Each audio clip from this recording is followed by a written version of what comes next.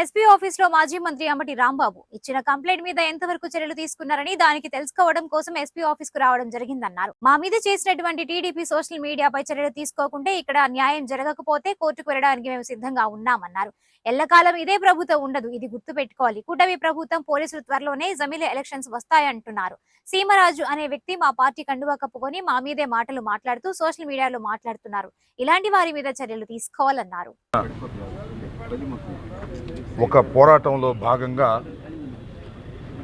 ఈరోజు గుంటూరు ఎస్పీ గారిని మేమందరం కూడా కలవటం జరిగింది. ఎందుకు చట్టపరమైనటువంటి పోరాటం అంటున్నాను అంటే,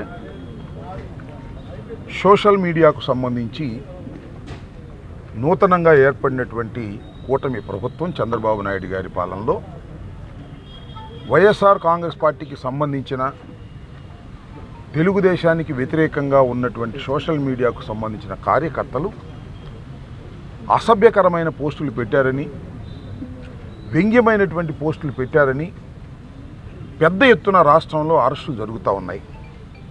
అరెస్టులు జరగటమే కాకుండా రిమాండ్లోకి పంపించి 111 అనేటువంటి ఐటీ యాక్ట్కి సంబంధించినటువంటి ఒక సెక్షన్ వేసి ఎక్కువ కాలం జైల్లో ఉండే విధంగా నిర్బంధం చేసినటువంటి కార్యక్రమం ఒక ఆర్గనైజ్డ్గా ఈ ప్రభుత్వంలో ఉన్నటువంటి పోలీస్ యంత్రాంగం చేస్తున్నది.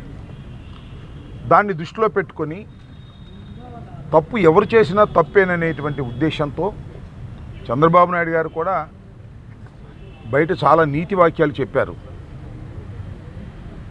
వైఎస్ఆర్ కాంగ్రెస్ పార్టీ వారే కాదు, తెలుగుదేశం పార్టీ వారైనా సరే అసభ్యకరమైన, వ్యంగ్యమైన, చట్ట వ్యతిరేకమైన పోస్టులు పెడితే వాళ్ళని కూడా అరెస్ట్ చేస్తామని చెప్పారు. మరి ఈ ప్రభుత్వం వచ్చిన తర్వాత మా వాళ్ళని అయితే అరెస్ట్ చేశారు, వందలాది కేసులు పెట్టారు, కానీ ఒక్కరిని కూడా అరెస్ట్ చేయలేదు. దాన్ని దృష్టిలో పెట్టుకొని ఈ పోస్టులు ఏదైతే అసభ్యంగా మాట్లాడారో,